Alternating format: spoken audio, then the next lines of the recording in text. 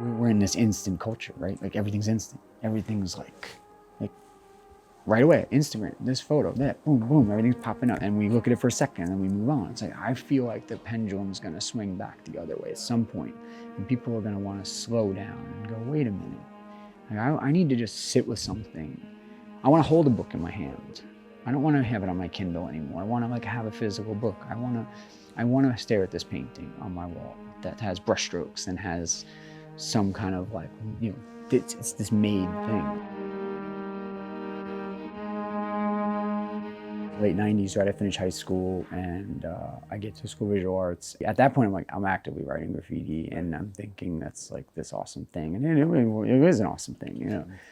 But then I started seeing people that could do things with paint, like oil paint, right. That I was just like, wait, what? You know, how did you do that, you know?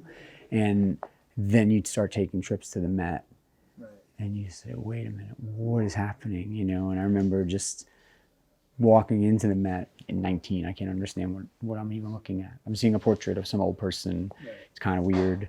I don't really know, you know, maybe, I just don't know what I'm looking at, but I know I'm looking at something that's like, he's painting like the soul of somebody almost, you know, and I'm like, people can do that.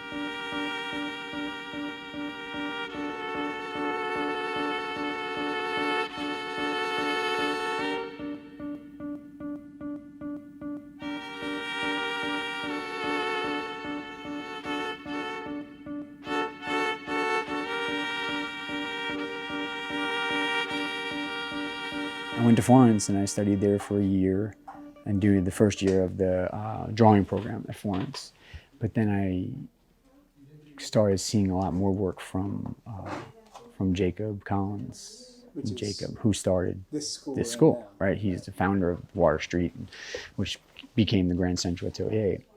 And that was the first time I saw something where I was like, this guy's got it. And there's that interaction between you and either the person or the object or whatever it is you're working from. There's this constant exchange, whether you know it or not. It's happening, you know, and the thing is evolving. So even if you do compositional studies, small little sketches and all these things, and you kind of know where your painting is going or drawing, there's always something that kind of that reveals itself in the weeks, the months, the day of when you're painting. And it's things that maybe you never expected. It's endless, right? So you kind of, there's an education that kind of has to happen. I feel like that's kind of the next step in this process is we're making all this work, but people don't know how to talk about it yet.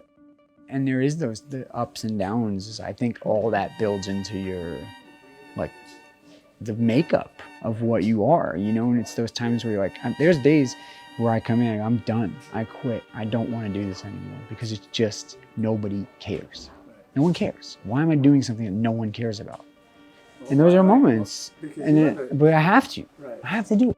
Because if I don't do it, it's, like I said, what am I doing? At least at the end of the day, I know I went down doing what I, like the way that I wanted to do it in the style and the manner that is directly related to those people that I saw at the Met, directly related to Rembrandt and Michelangelo and those Renaissance people and all these wonderful artists that I see. I'm gonna be up there with those guys. And I think the only way to do it is to just do it every day, you know, just grind it out. We got one chance, like we go around one time, you know, and I'm not going to waste the time that I have doing something that I don't love to do, but I don't want to compromise my ideals or what I want, you know. And so when I found this thing and this style of painting that I love to do, it's like I have to do that, and just because it feeds that part of me. If I don't do that, what am I doing? Like, why am I here? You know, why am I? What's the point? I could do anything, and I could do anything to make a lot more money, right? I can go be an accountant or something and probably do really well, and that's fine.